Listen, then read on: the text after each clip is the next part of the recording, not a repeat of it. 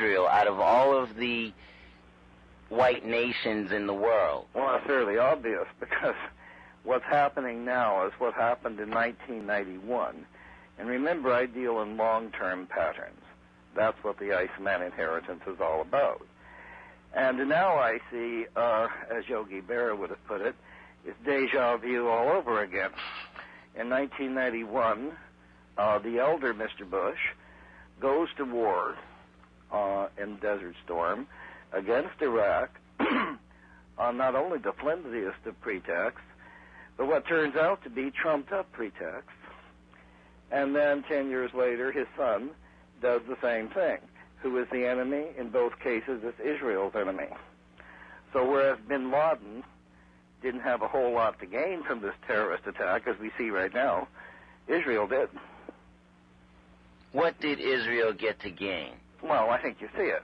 It's American power directed against Israel's enemies: Iraq, Iran, Afghanistan, Syria. The Americans are not ruling out action in all these countries. Rumsfeld has said continually, we're not ruling out action in other countries. Well, those countries are fairly obviously Iraq, who was warned today not to take advantage of the situation, Syria, Iran. What else do you want out of life? These are Israel's enemies. Let's go back in history, since you say you have a long memory in history. Let's identify what you have discussed in your Iceman's inheritance, the prehistoric sources of Western man's racism, sexism, and aggression. Now, historically, how do you identify the white man as, or Western man's racism, sexism, and aggression? How did that come to be? Well, it came to be this way. First of all, I know it seems an awful long time, but it's still quite current.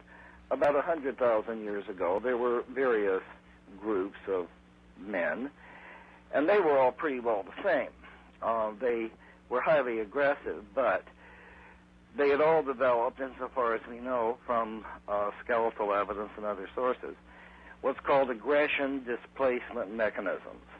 They were aggressive, but they had sexual mechanisms to absorb that aggression.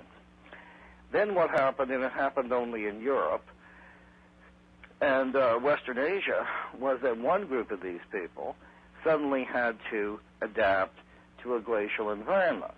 And when they did, the things they needed to survive in a glacial environment sort of overlapped or nullified or superimposed themselves upon these sexual adaptations which had been made to absorb aggression. For instance, the Western man during the last ice age became much, much hairier than other groups of people in the interest of warmth. But there's various other adaptations of the same sort. Okay, these partially erased or nullified previous adaptations which were designed to absorb aggression. So not having those adaptations in any really vital way, they became more aggressive because more of their aggression was manifested outward. It wasn't absorbed. It's as simple as that. It wasn't absorbed? Not as much as with other groups of mankind. So it was therefore manifested afterwards, outwards, and that leads to your conquest, your expansion, and all this kind of thing, your aggression, manifested outward. So let me make sure I mean, part of what my understanding a little bit about the environment has a role to play in the evolution of humanity. So people of color are, you say people of color are aggressive, but not as aggressive. Now, because of the environment, with it being a tropical environment, with food being plentiful. More plentiful, yeah. Yeah, this is partly it. Yes, the only major group of mankind to develop in a glacial environment in a harsh climate were the Caucasians. The rest of the people were more or less tropical. And they they didn't have to have these glacial adaptations to let them survive in a glacial environment because they didn't live in a glacial environment. And those adaptations sort of covered over aggression displacement adaptations that everybody else had. And so the Caucasians ended up more aggressive, more expansive. Now, what is that term again? You said aggressive displacement? Aggression displacement mechanisms. That's what they're called in the anthropological trade. And that means specifically what? Well, it means physical adaptations designed to make pleasure to absorb aggression.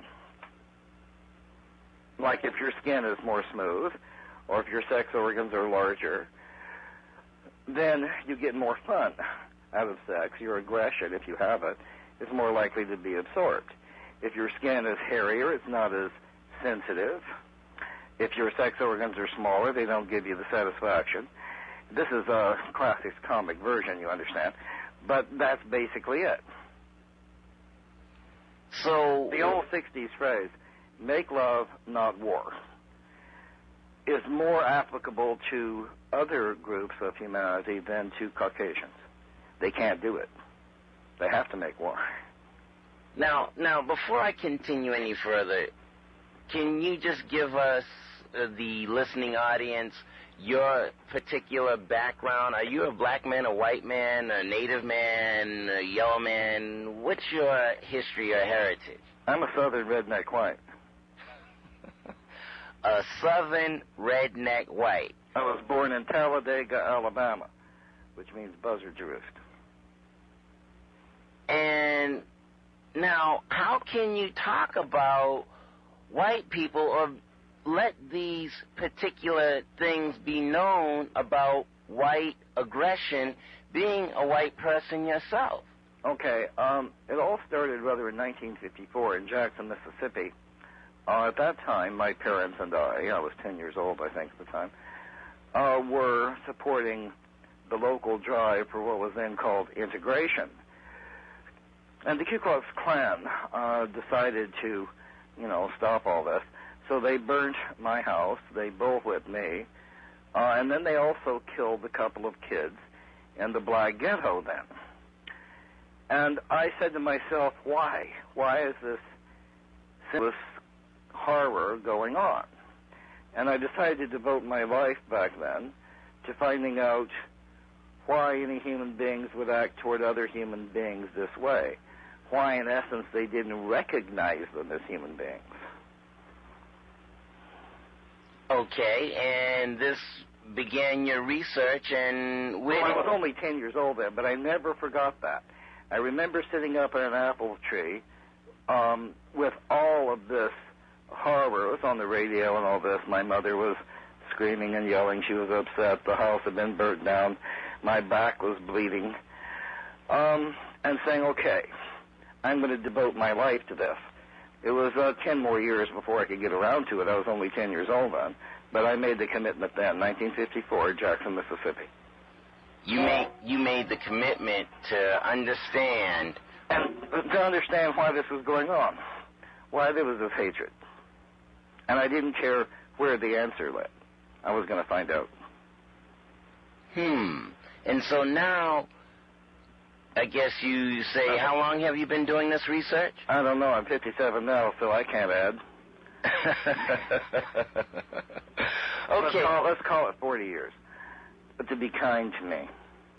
40 years of investigating why you were bullwhipped by other white people, why they burnt down your house. But that wasn't all that. I wasn't just concerned with me being bullwhipped or the house burned down. That was bad. But then they killed two black kids in the black ghetto. For no reason. Just because they were black? Yeah. Well, there was a reason. I was given to understand this 10-year-old boy had raped a white woman. Yeah, right. 10-year-old black boy raped a white woman. Exactly. And so he deserved to die at the hands of the Ku Klux Klan. Well, if he did, they beat him to death with chains, in my vision. And so basically at a very young age, you were traumatized by such violence, and this started your investigation to understand why these groups of people were so hateful or so aggressive. Is that it? Well, that may be, although you're using nice humanistic terms, and thank you very much. Southern rednecks don't get traumatized too much. So instead of curling up and not doing anything, I wrote books, and it caused a good deal of hassle. Okay, so your first book was The Iceman's Inheritance. No, the first book was The Chronos Complex, published in 1973, which was the foundation for all of this, for all human beings, never mind whatever group or whatever, and what makes us a human being. Then I went to Iceman Inherited, showing that the Caucasians were a little bit different kind of human being. Okay? Okay. And then there were other books that sort of enlarged or amplified on that theme.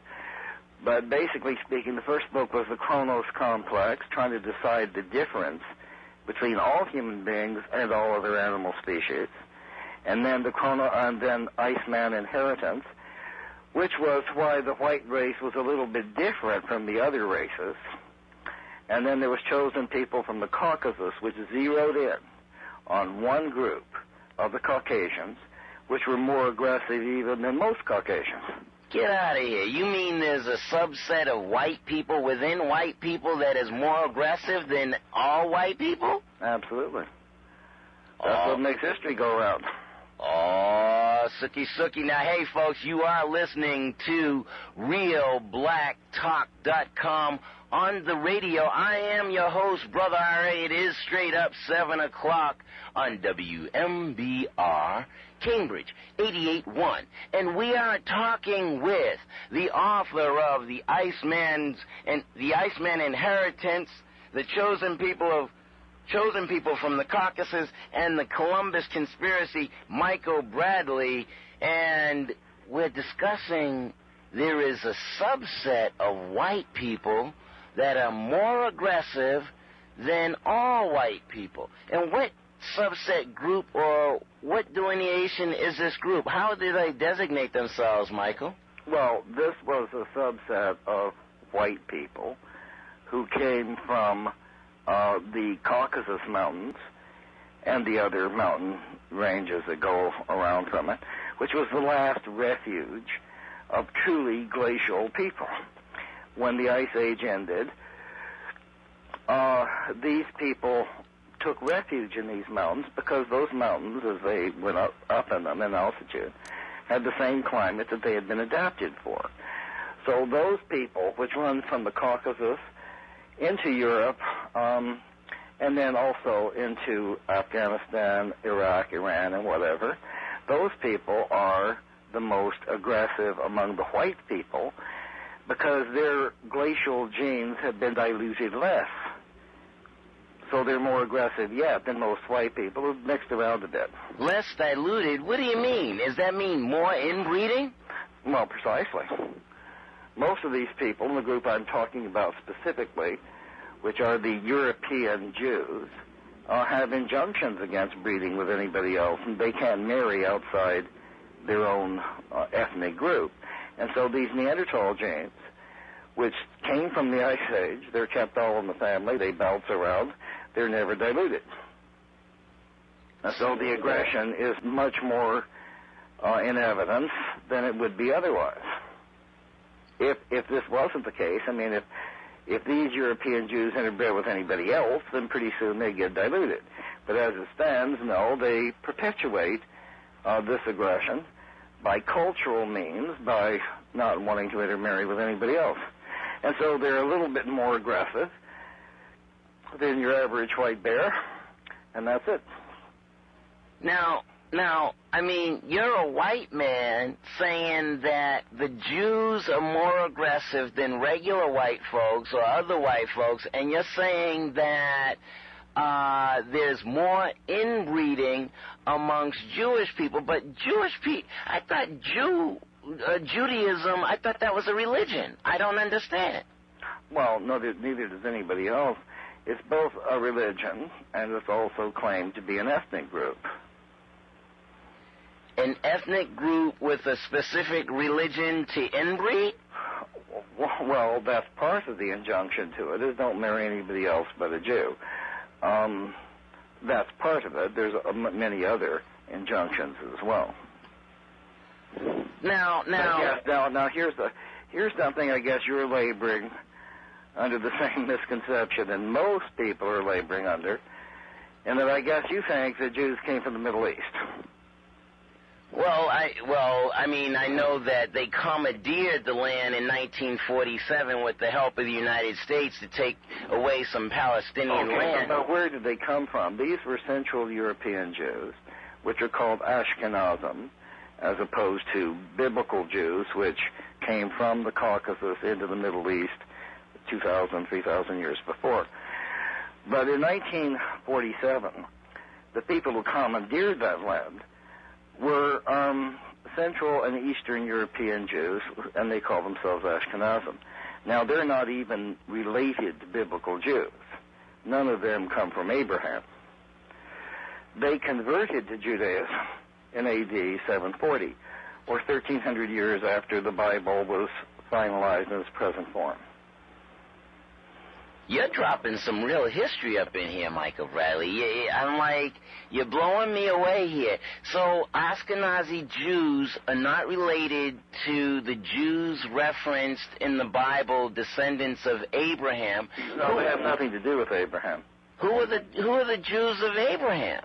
Okay, the Jews of Abraham were Hebrews who came from the Caucasus around 1400, 2000 B.C., nobody knows really. And they invaded from the Caucasus down to the Middle East. And they settled among the Egyptians, and they settled among the Palestinians there.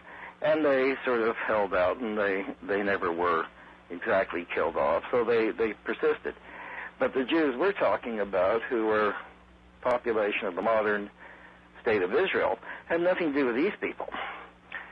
They were Russian steppe tribesmen called Khazars who were converted to Judaism in AD 740. They had no direct genetic connection with Abraham at all.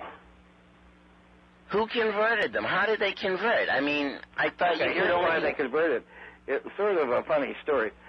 By that time, Islam had conquered a great deal of the world. So what happened was, on one hand, there was the Byzantine Greek, Orthodox Greek Empire, and what's now Turkey. And then right next door in Persia or Iran, there was the Islamic Caliphate. Now, who controlled the balance of power in the Russian steppes, including the Silk Road to China? Well, it was these Khazars. So everybody made huge attempts to convert them to either Christianity or Islam. But some Khazar king, and we only have 3 versions of his name, was smart enough to recognize that if he was converted to either Christianity or Islam, he was going to lose his power as middleman of all this wealth in the steppes. So he knew enough, somehow, to know that Judaism was to some degree, that you might say, the common denominator between Christianity and Islam. So he had his people adopt it en masse, 3 million of them, in AD 740. It gave him a respectable religion. It protected him against conversion by either the Christians or the Muslims, and everybody was happy. At least the Khazars were happy. They maintained their steppe dominance until 1218 AD. 1218 AD. What happened in 1218 AD? The Mongols came in and shoved the Khazars, plus the other more minor steppe tribes, Bulgars, Alans, some others, many others, into Central and Eastern Europe, where they were fragmented. They were no longer a nation, but they retained their Judaism. And these are the Central European Jews, or Ashkenazim, of today. And it migrated into North America in the last century, between 1870 and 1920. So there's a significant distinction, and you just accounted for the history of the Ashkenazi Jew as opposed to Sephardic Jews. the Sephardic Jews who are the descendants They're of... genuine. Okay, Sephardic Jews. For instance, I'm a Sephardic Jew. You can count your heritage or family back to the actual Holy Land. Ashkenazim Jews never came from the Holy Land. They were Russian steppe tribesmen who adopted or were converted to Judaism 1,300 years after the scriptures were written. They had nothing to do with Abraham. Okay, so now let's bring that... Now, so basically it boils down to this. Israel, in a sense, you could call it a double deception. Now, I'm not saying anything more than a lot of very famous Jewish writers have already said, like Arthur Kessler, for instance, of Britain. First of all, the Jews in the Holy Land, the biblical Jews, they never were the majority population of even that place. Now, when they were kicked out or expelled from the Holy Land by the Romans in AD 70, they went mostly to Spain. That's why they're called Sephardic Jews. Sepharad is just a Hebrew name for Spain. So in 1947-48, these people who had converted to Judaism then claimed the Holy Land as their traditional homeland, which of course is nonsense. And the Arabs know that. By the way, the only people who don't know that are North Americans. The Arabs know that. Most of the Jews themselves know that. Every single Jewish rabbi knows this. But it's not something that you're going to read in the newspapers very often. And, well, we know that most of the newspapers and the media is owned by... Now, which kind of Jews would own the media? Is that the Sephardic Jew or the... No, it doesn't really matter. In North America, I don't think, except for me, you probably ever talked to a real Jew. In other words, I'm a Sephardic Jew. I can count my heritage or lineage, whatever you want to call it, back to the Holy Land. To give you an idea of the situation, 4.5% of all Jews in the world are Sephardic Jews and can trace their ancestry back to the Holy Land. The other 95.9 or 0.6% of Jews in the world are these Ashkenazim, who were converted to Judaism in AD 740 and have nothing to do, whatever, with Abraham. Those people migrated to the United States very heavily between 1870 and 1920, and most of them stayed in New York originally, then they went to Hollywood, blah, blah, blah. But anyway, those are the Jews. That's what Americans think of as Jews. I doubt that you've ever met a real Sephardic Jew from the Holy Land. Well, now, because this is realblacktalk.com, and I know that black folks heavily hold on to Abraham, Isaac, and Joseph, and the Jews in the Bible, how do you think it is that black people hold on to Jewish history as their own history, or is it their history? Well, of course it's not their history. In certain respects, it may be, but this is a very complicated question. There were black Jews in Africa, in Egypt, or the Sudan, before there were ever any other kind of Jews there. Because what defines a Jew was, to some degree, not to all degree, stolen from the Egyptians. That is to say, a supreme god, circumcision, all that kind of stuff. The Egyptians were doing that. Now, there were black Egyptians who were doing it before the biblical Hebrews picked that up during the Exodus when they were in Egypt. So some black people, probably a very small percentage, may actually derive from these black Jews that exist in Ethiopia, the Sudan, southern Egypt, from, 1400 B.C. But most of them simply adopted the Bible as slaves and really grabbed onto it. Okay, now... And they're not any more related to Abraham than I am related to Abraham, than, say, Menachem Begin. He's not related to Abraham at all. Okay, now, we're in the historical arena here. And what I'm looking for is an understanding and a connection. We're talking about the origination of people, the origin of people. Yeah. And I'm trying to understand, okay, in one of your books you talked about Neanderthals and that Neanderthal aggression, and I do believe you made the connection between the Neanderthal and the Ashkenazi Jew, or did you make that connection? Yes, because the Neanderthals came from this, they originally were all over Europe, but as the climate changed to be milder, they retreated to the mountains, which still held the climate to which they were adapted, a glacial one. Okay, those are the Caucasus Mountains mainly, but also some in Italy, the Pyrenees and whatnot. And wherever those mountains are, you find highly Neanderthal people, but the biggest concentration of them by far is the Caucasus Mountains.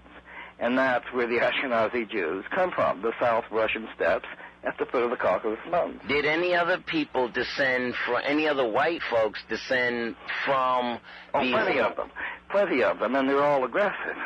Like the problems that, if you get a map of the Caucasus, by next week it's going to be out of date, because there's going to be 3 other independent republics.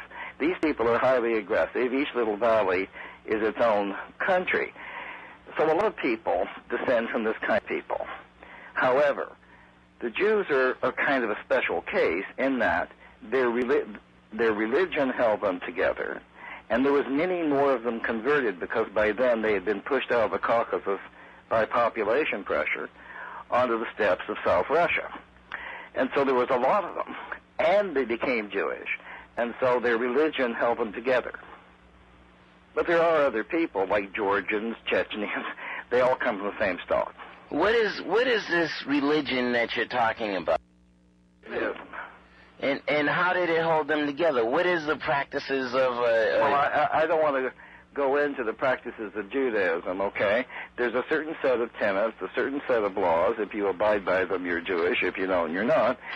And so that's a religion. It's a cohesive religion. And they adopted it, these Khazars, from the South Russian steppes, who had formerly been Huns. They're the same people. They adopted this Judaism, and they're called Jews today. So these Khazars, did they have a religion, or what held them together before they became Jews?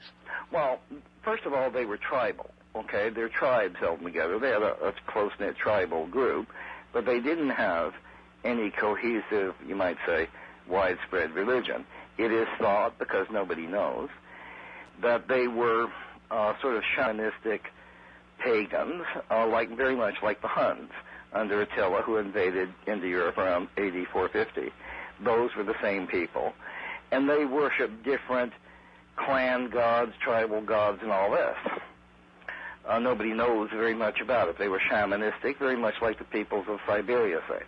But when they adopted Judaism under pressure of being converted to either Christianity or Islam, then they adopted that creed cohesively. And as a matter of fact, they adopted the Hebrew language. Like you can find coins from the Khazar capital, which was on the Volga River, which are struck in Hebrew. But the language is Gothic, their own steppe Gothic, but rendered in the Hebrew script. So when we talk about Jews and the origin of Jews, okay, let's just look at your chosen people from the Caucasus. We talk about the historical role in the slave trade. Yeah. Which Jews, we're talking about the Ashkenazi Jews and their role, or did the Sephardic Jews have a role too? Both had a role. Between AD 740 and AD 1215, on the steppes, the Ashkenazi Jews totally enslaved the Slavs around them. Our word slavery, which you just used, comes from the word for a Slavic captive. And they conquered them in such huge numbers that the unfortunate people gave their name to their origin, i.e. slaves, Slavics. So that's what the Ashkenazim did between, say, 740 A.D. and 1200 A.D. A little bit later, the Sephardic Jews, which by now had settled in Spain. They sailed across the ocean blue in 1492, as you know, with Columbus. And then they started the transatlantic slave trade in black Africans. But before that, they killed off the American Indians, which is how come they needed black Africans for slaves. When you talk about 1492, since this is... From 1492 to 1590, roughly, the people in the Caribbean that you call Spanish, that you call Portuguese, they were 75 to 90% Jewish, because they had been kicked out of Spain the same day Columbus set sail from Spain. They couldn't live in any Spanish in Spain itself, but they could live in Spanish possessions, of which there were none, until Columbus discovered them. So before Columbus got back to Spain in February 1493, Jewish ships were already sailing to those places to colonize the place. Because Columbus didn't go to Spain first, you know. He came back to talk to his Jewish colleagues in Portugal. And he told them, there's land over there. Go get it. The Columbus conspiracy. Now, when you say the Spanish in the islands are Jewish, are we talking about people... Spanish and Portuguese. The Spanish colonized this, the Spanish did this, that, and the other thing. And when the Spanish didn't do it, the Portuguese did it in South America. Those Spanish and those Portuguese were 75 to 90% Jewish. They were white Jewish, or...? Yeah, they were white Jews. They were from Iberia. They were as white as anybody else. They were as white as any Spaniard. Okay. And so... Look, the biggest town in the Caribbean between 1492 and, let's say, 1550, was a town called Jew Savannah in South America, and that was the head of the slave trade. And that's why the second largest population of black people outside of Africa is in South America? And the Caribbean. Yeah, because they were taken from Africa, first shipment in 1441, across the Atlantic. After 1492, they went first to Spain and Portugal. But then when the Spanish colonists, or the Jewish colonists in the Caribbean and South America, had run out of American Indians because they died too quickly, they then remembered the 1441 voyage and said, okay, boys, we know where we can get more servants, more slaves. So then they started to import black Africans across the Atlantic. Now, you might have a big argument on your hands because there are Jewish people here that say the Jews weren't involved in the slave trade. That's nice. They should consult the Jewish Encyclopedia, Volume 11. It talks all about it. I'm not going to argue with anybody.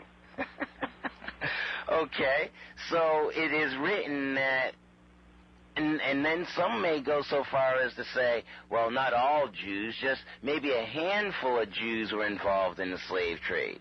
Well, according to studies by Bristow, who's a Jewish author, Jewish households were 30% more likely to be slaveholding than non-Jewish households in the southern United States.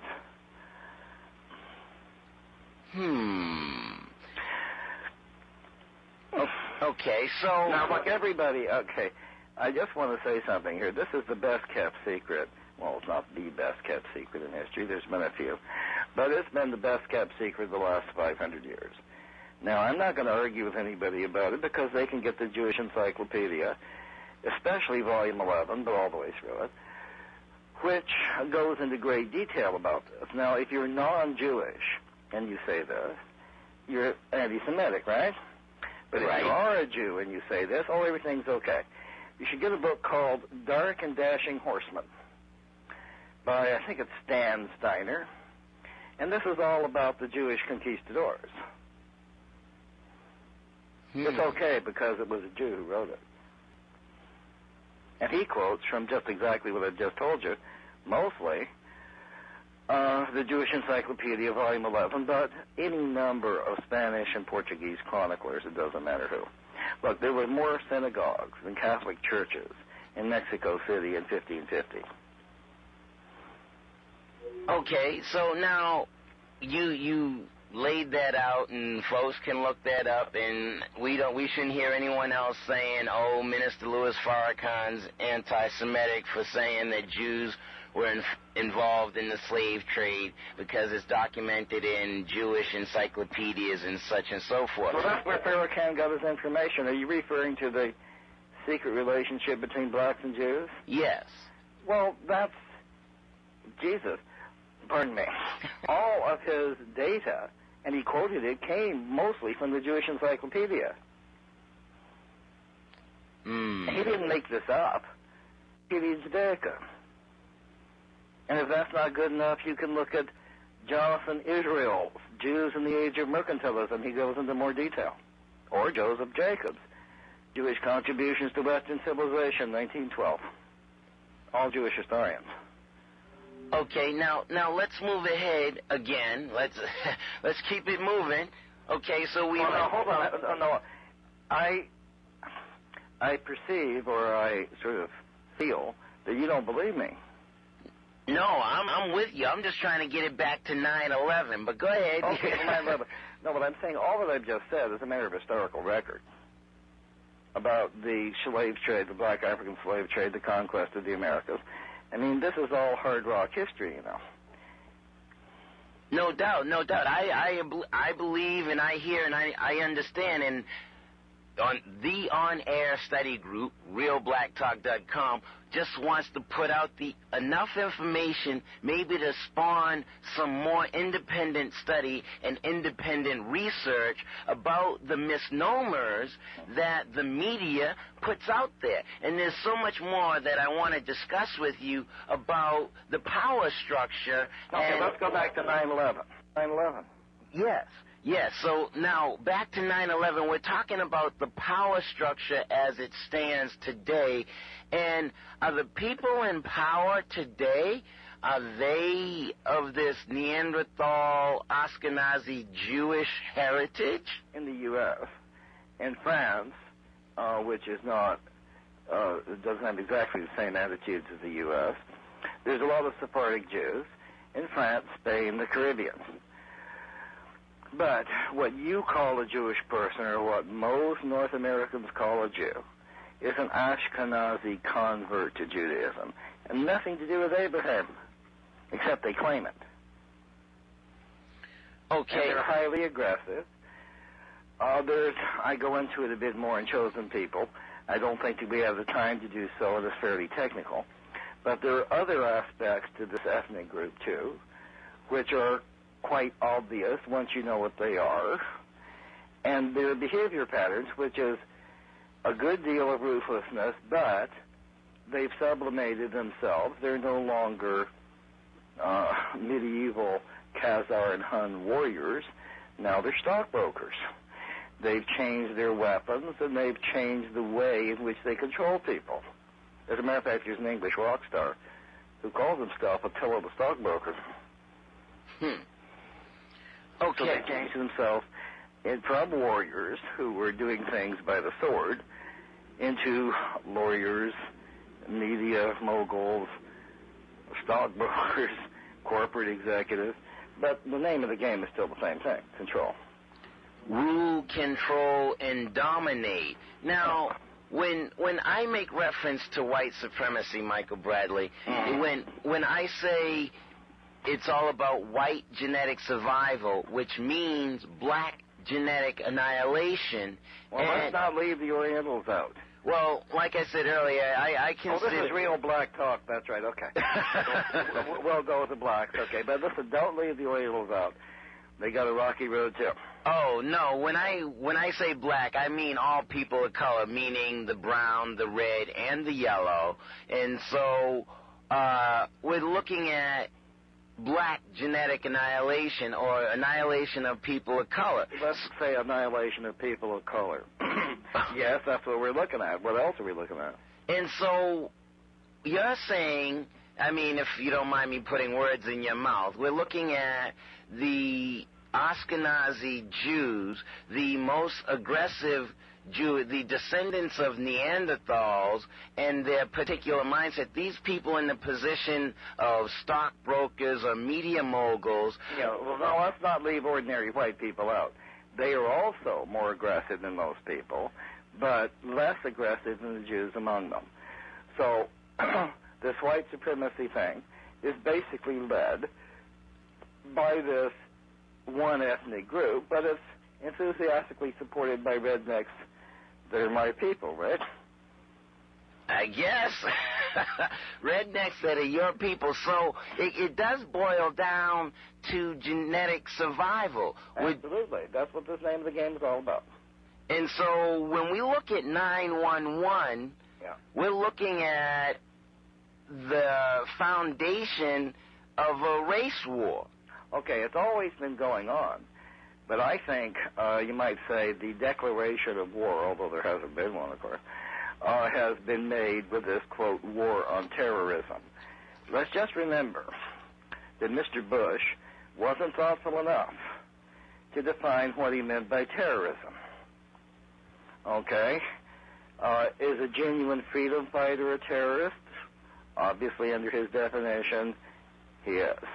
So what we're saying, basically, we're at war against everybody in the whole world who can challenge our power. Period, paragraph, and that's what it means. So when you talk about definition of a terrorist, I mean, if I were to walk down the street of me as a bald-headed black man, or as a black man, walking down the street of lily white suburbs, and I cause white women to cross the street and clench their pocketbook, that would make me a terrorist because let's not go overboard. The best definition I've ever heard of a terrorist happens to come from an Israeli military man. Okay. He would have it this way. A terrorist is anybody who commits violence primarily against civilians. A freedom fighter is somebody who commits violence primarily against military installation and troops of what they perceive to be the oppressor. Now, that's how he would do it. And he was brave enough to use a fairly controversial example. He said, let's say Palestinian people, guerrillas or whatever, target Israeli civilians with bombs or anything else, then they're terrorists. But what if they kill Israeli soldiers or attack military installations? And even if some civilians might be employed in those installations, they're still attacking military installations. Therefore, they're not terrorists. He would say that they would be freedom fighters, like, say, George Washington. He didn't kill British civilians in the United States. He hunted the British Army.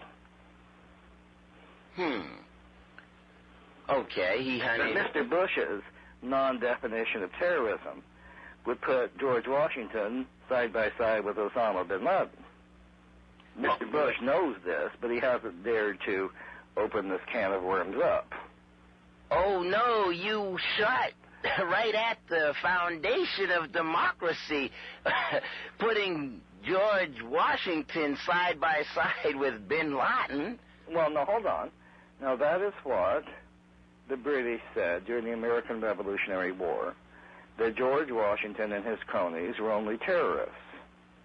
I mean, and they understood this at the time. Ben Franklin put it very succinctly. He said, if us revolutionaries don't hang together, we'll hang separately as terrorists. Okay, so what I'm saying is under Bush, who's not defined terrorism, has made no distinction between legitimate freedom fighters and terrorists, he's basically lumped the American patriots in with Osama bin Laden because there's no distinction under Bush's terminology. Now, is this Bush clan Ashkenazi Jew, or are they just ordinary white folks that are aggressive? Pardon? Is Bush doing what? Is Bush and this Bush clan, are they Ashkenazi Jews and descendants of this Neanderthal aggression? I don't think so. They're ordinary white folks. But the power structure of the United States, Wall Street, the media, is very much owned by these Ashkenazi Jews. Wall Street and the media? Well, the Kian-Loeb-Warburg banks, which is politely called Chase Manhattan now, are all Ashkenazi Jews. Mr. Chernoff, a Russian Jew, is head of the New York Stock Exchange. Mr. Silberman owned the land on which the two towers of the World Trade Center stood. Mr. Silverman, huh? Yeah. Do you think he's getting paid insurance? Well, that's another thing, which I would like to go into, but more specifically about the events of 9/11. But I have a question to ask your listeners that's interested me about the events of 9/11.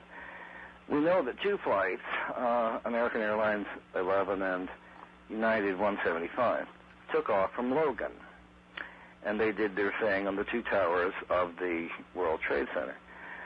There must be somebody in your listening area who worked at Logan before 9/11, and I would like to know who owned the airport security company at Logan and who owned the catering companies at Logan that allowed access to those planes. Because that's the basis of this terrorist attack. If you can't get on the plane, you can't do your thing. And this has been covered up by the media. Because I've never heard. I have heard in the media that Logan was particularly bad about security, even before 9/11, but even afterwards, too. Now, I'd like to know who who owned it. Well, it was, we've been having quite the hoopla with who's running security at Logan now, and somebody's been fired and somebody else has been hired. No, I'm not talking about government executives or overseers. I know about that. It's been carried on CNN. But I'm wondering who actually owned the actual security and catering companies at Logan. I'd like to know from Mr. Bernstein.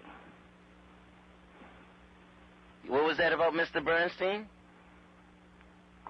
Hello? I'm sorry, what was that about Mr. Bernstein? I said I'd like to know if two of the three catering companies were, say, Jewish-owned, and if the security company was Jewish-owned, because I'm going to tell you something. We've all seen those security camera shots of the guy purporting to be Mr. Muhammad Atta. But in my view, the man in those security shots at Logan is not the same man as identified as Mr. Atta on the passport photo. You look at it yourself and you tell me.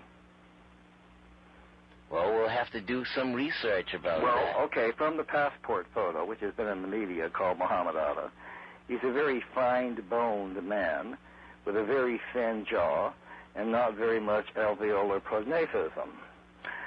I don't want to get into that, but the man that you see on the security camera is a very heavy man with a very much more bony face. I think they're two different people. Well, you know, I mean, we've all seen Wag the dog. Well, exactly. I'm suggesting that the dog has been wagged, and that's why we play, or as Yogi Bear would have it, deja vu all over again, a Desert Storm. And it's directed against the same people. First of all, Israeli enemies. Iraq, Iran, Syria, blah, blah, blah. Those are the people who are targeted. And Mr. Bush tells us that it's not beyond the bounds of possibility that after they finish with Afghanistan, if they finish with Afghanistan, they're going to attack Iraq and Iran. That's not ruled out. A contingent's already going to the Philippines. So what we're seeing is a worldwide action under the guise of terrorism, which has not been defined, to basically blunt the military power of the third world when it comes to challenging American globalization. And by that, you can read American for Wall Street. And so you're asserting that this is definitely a race war, and it's... Well, I think so. I mean, I could be out to lunch, but I think it is. And so with this traumatization that happened on 9/11, we are causing the American people to be fearful of all third world nations or people of color, and this will permit America to go in and start with Afghanistan and then move on to other nations. Well, they may be finished with Afghanistan, by the way. Say again? A lot of people have gone into Afghanistan. Very few have come out. Let's just remember that. The British went in 1842 with 16,000 people, and the Afghans very kindly let one go back. How? Explain. What do you mean by that? Pardon? Explain. What do you mean by that? I think the Afghans made the American Special Forces for breakfast and asked for second helpings. That's what I mean for that. You mean the Afghans are warriors and they're taking out these people that come in? The Afghans are not only warriors. If they die in battle, they go straight, do not pass, go to paradise, which is a hell of a lot better than Afghanistan really is now, so they got a lot of motivation. But they always have. Now, when the British invaded Afghanistan in 1842 with 16,000 men of the Devonshire Regiment, they were never heard from again. The Afghans let one guy, one man, come back to tell what had happened to all the rest, which wasn't pleasant. The Soviets, in 10 years, with their great army, their guided missiles and the rest of it, managed to lose 100,000 casualties and finally left. And you think that'll happen to Americans? Could it happen to Americans who've got the most powerful army in the world? Yep.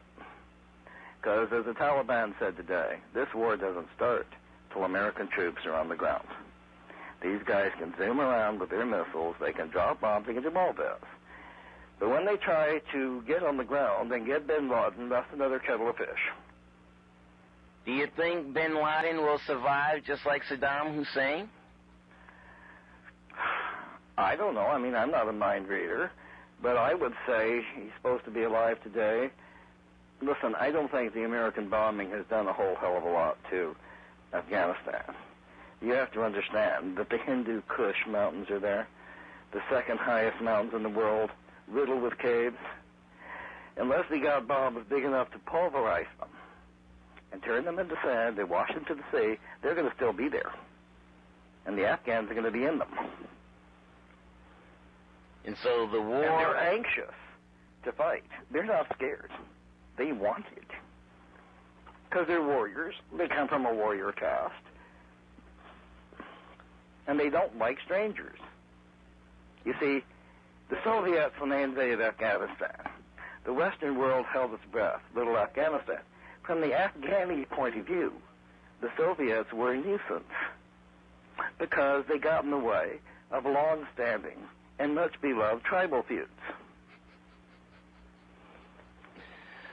So the Soviets got in the way of the infighting of that they've known and loved for the last 10,000 years. You have some very interesting observations, Michael Bradley. Well, the same thing is true of the Balkans. The same people. They're mountainous people. They're Neanderthal relics. And first the Serbians are bad guys, and the Croatians are bad guys. Now, we all know the Serbians are bad guys, right? That's okay. During World War II, the Croats had their day. They scooped out Serbian eyes with spoons.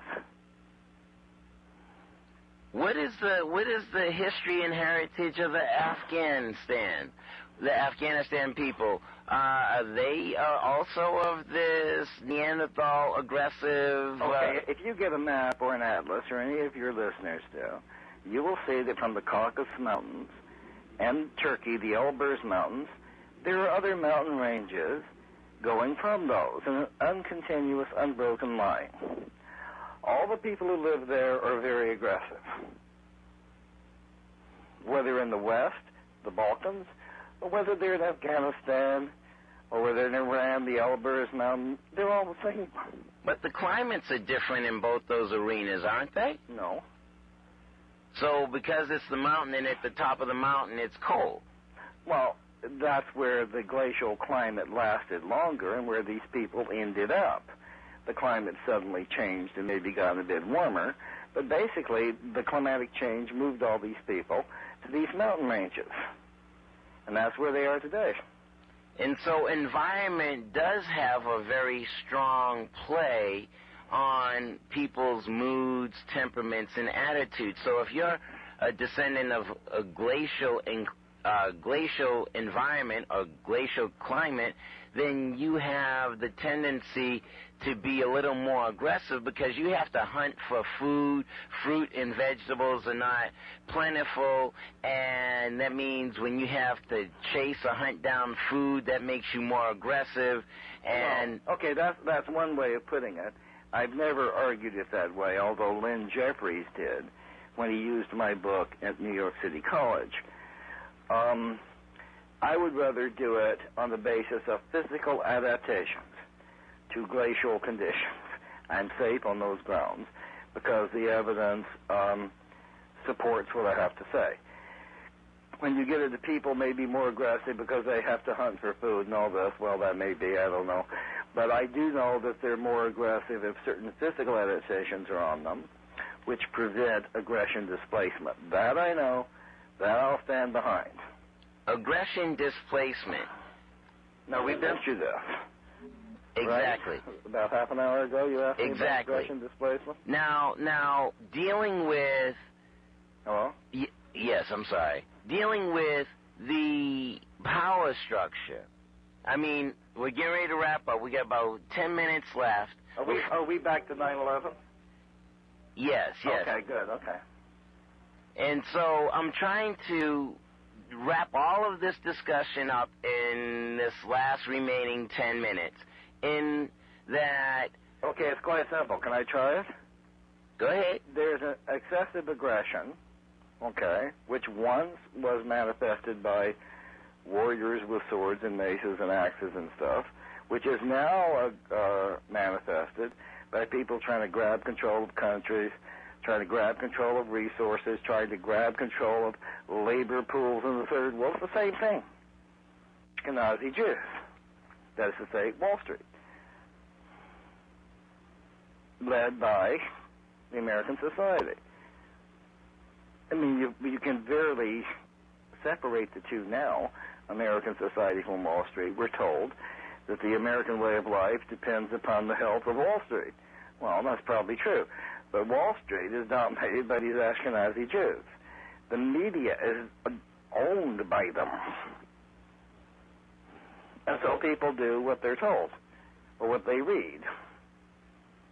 Media creates public opinion. Well, exactly. And I think also what the media is trying to do now, which is very insidious propaganda, is scare the hell out of all Americans so that their only safety is following the government. Now, if there's one thing an American citizen is sworn to do, is not follow the government. An American citizen is sworn to do only one thing: defend and preserve the Constitution of the United States of America. He is not supposed to be following Mr. Bush, following government, to hell with both of them, only insofar as they defend the Constitution and preserve the Constitution. Is an American citizen supposed to back them? Now, in this situation, I would say that the greater danger to the American Constitution is Mr. Ashcroft, not Mr. Bin Laden. Mr. Bin Laden can't get over here to change the American Constitution by going to Congress and asking for unconstitutional powers. I don't think he'd be listened to in Congress, would he?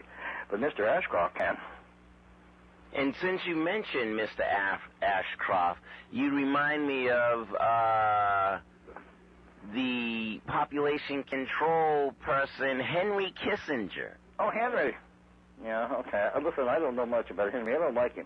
He talks too slowly, and he's got too deep a voice. I can't understand what he's saying. But anyway, what are you going to say? No, my point about Henry Kissinger is that he is another one who is definitely for this one world government and asserting white supremacy, because he wrote a document dealing with population control. And in so, the third world, I'm sure. Definitely. Well, yeah, but the problem is, it doesn't matter how many people there are. What matters is how many resources they use. According to that criteria, America is by far the most overpopulated country in the world. It has 5 times the population of China and 5 times the population of India, because it consumes 6 times or 6.5 times more than any other people on Earth, per capita per year. So when we talk about population control, I mean, I'm sitting here in the belly of the beast, if you will, here at MIT, down the street from the Whitehead Institute, and population control, when I look at the city of Cambridge and the amount of biotechnical or the Human Genome Project kind of organizations that are dealing with mapping and charting the human DNA and creating, let's say, vaccines or viruses for a specific group of people. Oh, and by the way, you talk about the Ashkenazi Jew. A lot of this genetic experimenting deal with the Ashkenazi Jew and how the Ashkenazi Jew could be healed by a particular kind of serum, or what the Ashkenazi Jew is immune to. I don't know these things. I didn't know any of this. So you're telling me, I mean, I can't keep up with everything, but I will say there's quite a bit of this, and genetic control is not only bombs and guns and warfare, but it can be done in food. It can be done by what we call bio-warfare now. We're concerned with that fact, but God only knows what we've done from the third world. No doubt, no doubt. So when we look at... There are some people, by the way, who think that AIDS was artificially created to hit certain black populations in both South America primarily, the Caribbean, and in Africa. We've discussed... I don't know if that's true, but let's put it this way, I've read enough to be concerned about this.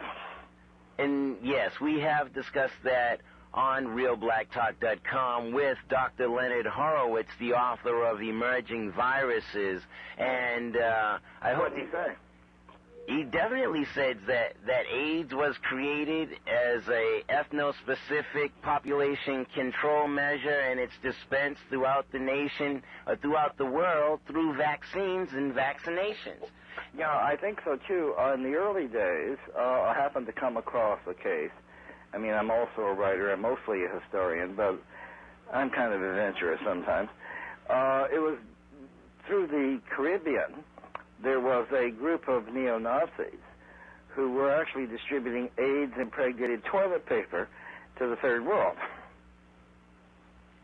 AIDS in the toilet paper? Impregnated toilet paper. Most of these people didn't have it. It was a luxury, right? And so once they got it, then they would overuse it. They might bleed, and they would get AIDS. That sounds like what Sir Jeffrey Amherst did with the Native Americans by giving them blankets infested with smallpox. Yeah, that was a good play. That was not bad. Same idea. My wife is listening in, and it was I told you about the smallpox-infested blankets, right? Well, that was good. Same thing, AIDS-infested toilet paper. Look, this is a race war. There's no mercy here. There is no mercy. And so we're looking at the aggression of the descendants of Neanderthals being played out right here today in the year 2001, and this being the beginning of a race war. It's scary, isn't it? Most definitely. It is scary, isn't it? But, I mean, you can see the same thing today, just what you said, in slightly different words, with official religious Jewish dogma. Abraham, okay, was supposed to have been married to Sarah, who is his half-sister. Therefore, she was genetically related to him. But his Egyptian concubine, Hagar, came from Egypt. She wasn't genetically related to him. Okay, so it was okay to cast Hagar and Ishmael, her son, by Abraham, out into the desert to be killed or whatever. And the Jewish race supposedly comes from Sarah and Abraham, who were genetically related. Sarah was Abraham's half-sister. So you see this genetic thing right there. Why should it surprise you?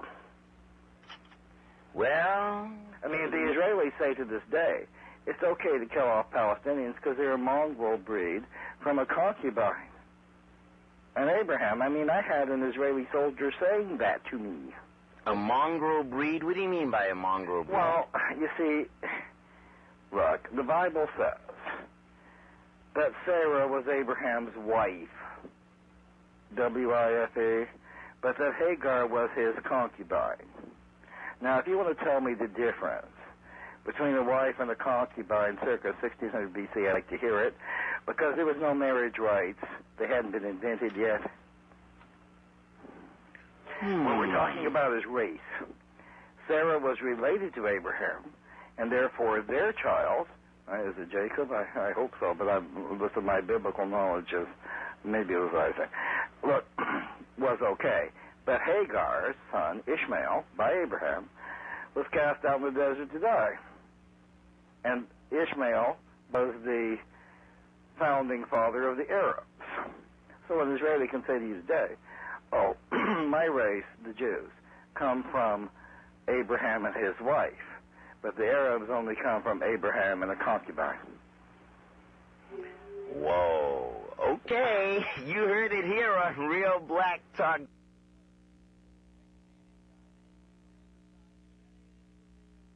Where did black people come from? Okay, as far as we know, black people, are you talking about Negroes? What I call Negroes? Not people of color? Black people, Negroes, yes, blacks. yes. Blacks that represent blacks. Those that inhabited Africa. Let's go for it. They are the latest expression of humanity. There is no black, what I call Negroid, skeleton more than about 20,000 years old, and there I'm gilding the lily a bit. The first Negroid skeletal remains come from a place called Asalar in the Sudan, and they're dated only to about 7,000 BC. But we don't know what happened a long time before that in Central Africa. But blacks, per se, are the latest expression of humanity, not one of the earliest ones. Who is the earliest? Who is the earliest expression of humanity? Gee, I don't know. I don't want to get into that, but the smart money would pick two people. The San, or Bushmen, of now in South Africa, but they used to be spread over all the world in the Middle East. They're a very ancient race with some mongoloid characteristic, epicanthic eyes, round hair section, similar composition of mother's milk to Far Eastern people, and then, of course, the Mongoloids themselves. So the Mongoloid being the Far Eastern guys, Oriental guys, yeah. The yellow folks were, so everyone's a descendant of yellow people? Not necessarily. People may be descendants of separate strains. Okay, the politically correct dog bears were one happy family of humanity. Unfortunately, bones don't verify this. There's at least 5 separate strains, all closely related, but they're separate, who came out of Africa probably at different times, from 1 million years ago to only 300,000 years ago. And they traveled all over the world, but at different times. And those are the geographic races that we can distinguish today, of which there are 5, according to Carlson Kuhn anyway, and maybe 4, according to Ashley Montague. Nobody knows. But basically speaking, probably 5 to 3, and they're fairly well distinguishable. They came out of Africa probably at different times, and they settled wherever they settled, with slightly different physical characteristics and with slightly different mental characteristics. Really quickly, 2-million-year-old, they call her Lucy. Oh, Lucy, yes. Lucy's an Australopithecine. She's not human. She's getting there. She's found in Ethiopia, the uplands of Africa, and that's probably where mankind emerged, but I'd hedge on that. We don't really know enough yet. People like Lucy, who are not quite humans, they have spread all over the earth, and in a true human, they emerged almost any place first. You heard it here on Real Black Talk. We've been talking with Michael Bradley, the author of Iceman Inheritance, The Chosen People from the Caucasus, and The Columbus Conspiracy. Michael Bradley, I want to say thank you for spending the last 90 minutes on RealBlackTalk.com. Oh, okay. Thank you very much. Do you want some website information in your last 15 seconds? Please. www.michaelbradley.org. And if you can't get through on that because they may be subject to censorship, you can go www.michaelbradley.bigstep.com. Big Step. Michael Bradley. Was that a dot between Michael Bradley and Big Step? Yeah, Big Step's one word. michaelbradley.bigstep.com.